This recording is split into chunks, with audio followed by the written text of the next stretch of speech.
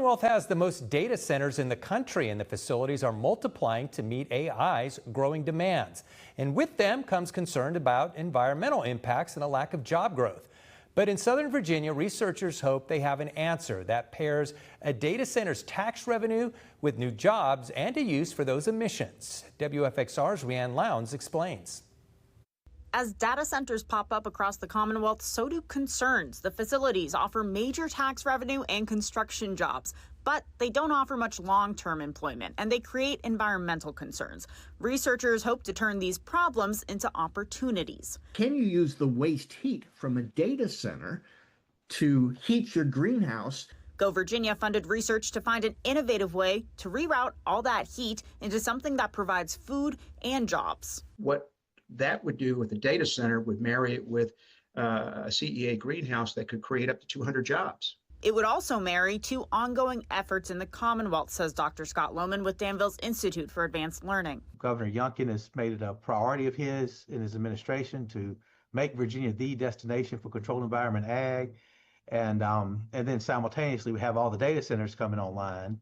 The research found that one greenhouse would not match the heat of a data center. Instead, Rob Eddy with Resource Innovation Institute says they would need to create what's called a farm park. They need the heat at night.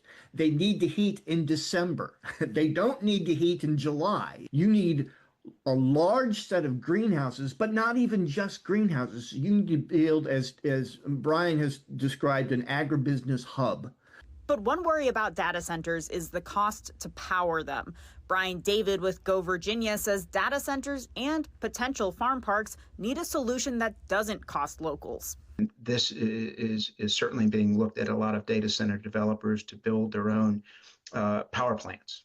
And so what could happen in this farm park is you could have a shared power plant that produces electricity for the data centers, produces electricity for the food, for the greenhouses. Another high-profile concern is water usage. Data centers use millions of gallons of water a day. David hopes that trend changes with recent reports of companies like Microsoft and Amazon looking into closed-loop systems that recycle water. Researchers interviewed professionals in the data center sphere. They reported the draw is public image and community acceptance rather than direct economic impacts.